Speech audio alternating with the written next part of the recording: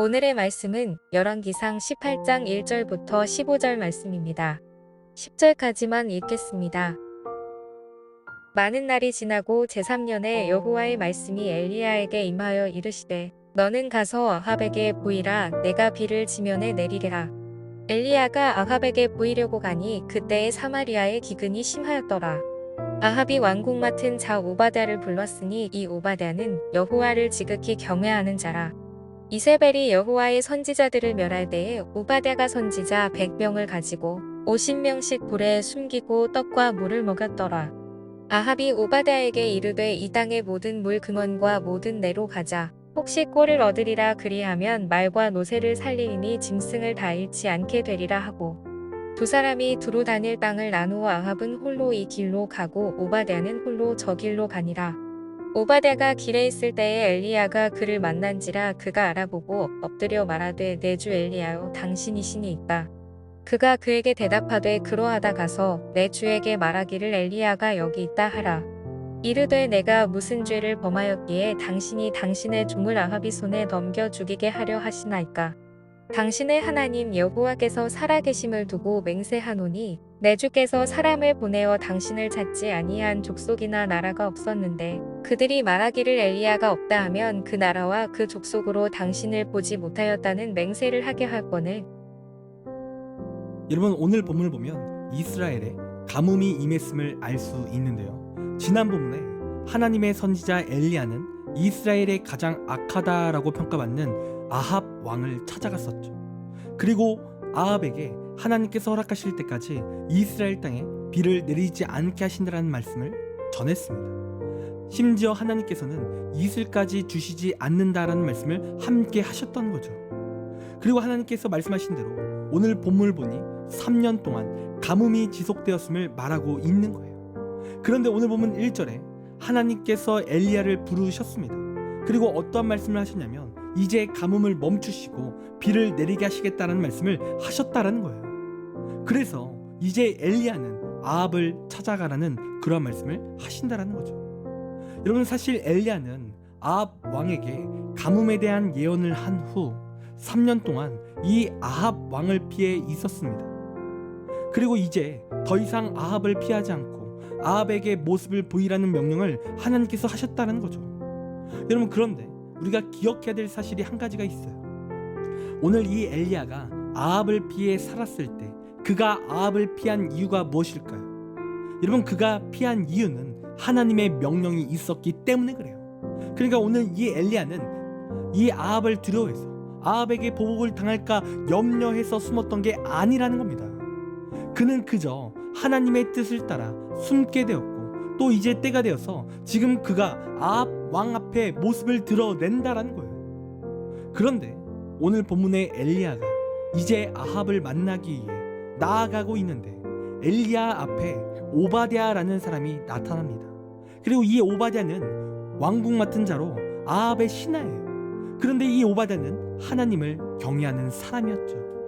그런데 이러한 오바댜를 엘리야가 만났는데 엘리야는 이 오바댜에게 아합 앞으로 가서 엘리야의 위치를 알려주라고 그렇게 말을 전한다라는 거예요. 여러분, 그러니까 이 엘리야는 그 아합 왕이 하나도 두렵지 않다라는 거죠. 그리고 이 모습을 통해 우리가 알 수 있는 사실이 뭡니까? 엘리야는 이 아합 왕이 무서워서 3년간 숨어서 살았던 게 아님을 다시 한번 알 수 있다는 거예요. 오늘 엘리야는 아합 왕을 두려워한 것이 아니라 하나님만을 두려워했습니다. 그래서 그는 하나님의 명령에 따라 하나님의 말씀을 아합 왕에게 전했고 또 은둔 생활을 했으며 또 이제 때가 되어 아합 왕 앞에 나아가고 있다는 거예요.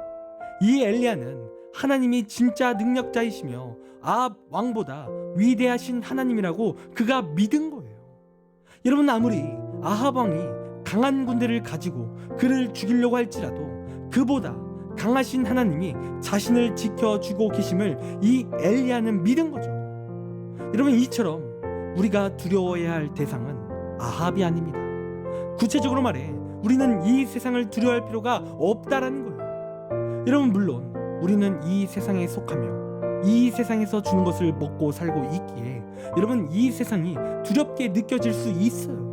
여러분, 예를 들어 예전에 제가 직장 생활을 한 적이 있었는데, 그런데 그 당시 저는 하나님 앞에 구별되어지고 살고 싶기에 저는 음주와 흡연을 안 하리라 라는 결단을 하나님 앞에 개인적으로 했었습니다. 앞으로 목사가 되어야 하기에 저는 그런 부분을 미리 하나님 앞에 결단한 거죠. 그런데 제가 직장 생활을 했기에 여러분, 회식 자리에 갔는데 저의 상사들이 저를 항상 답답하게 여기는 거예요. 다 같이 기분 좋은 회식 자리에서 왜 술을 혼자 안 먹냐라고 말하면서 답답하게 저를 여기는 겁니다.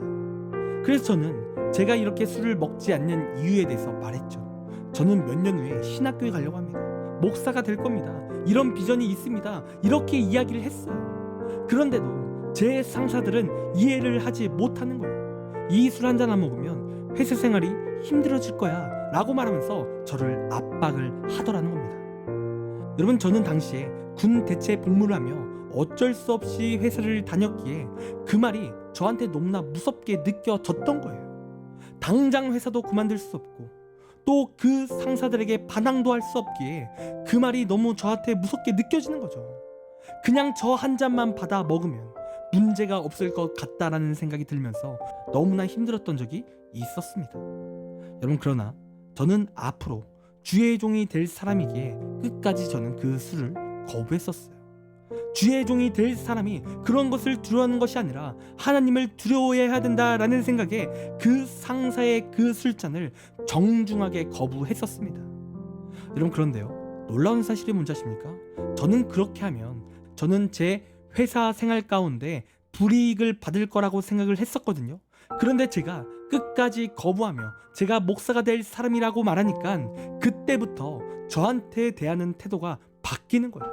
상사들이 저를 존중해주기 시작했고, 제가 앞으로 목사가 될 사람이라고 하니까 더 이상 술을 권유하지 않았다는 거예요. 심지어 어떤 사람은 저에게 찾아와서 신앙 상담도 했다는 거예요.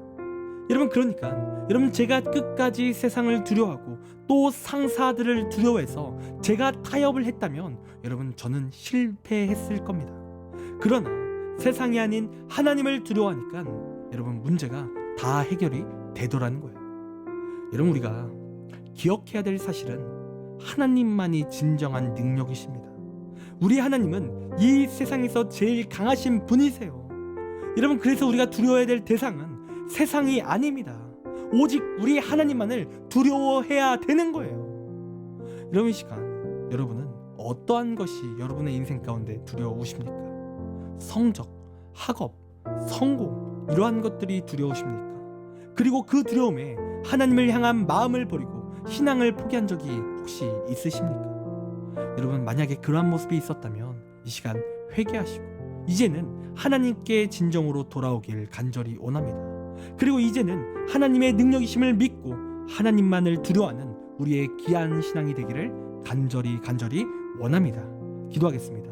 하나님, 우리의 신앙이 하나님을 두려워하기 원합니다. 세상을 두려워하는 것이 아니라, 내 성공과 내 학업을 두려워하는 것이 아니라 하나님만을 두려워하여 하나님을 진정으로 높이고 하나님만을 예배할 수 있는 우리의 삶이 되길 원합니다. 하나님, 우리의 마음 가운데 너무나 연약한 부분이 많사오니 하나님께서 찾아와 주셔서 연약한 부분을 강할 수 있도록, 믿음의 능력이 나타날 수 있도록 함께하여 주시옵소서. 그리하여 우리가 이 세상을 이길 수 있도록 인도하여 주시옵소서. 감사합니다. 사랑이 많으신 예수님의 이름으로 기도드립니다. 아멘. 시간 우리 함께 1분 동안 말씀을 생각하며 함께 시간 기도하며 나가기 원합니다. 기도하겠습니다.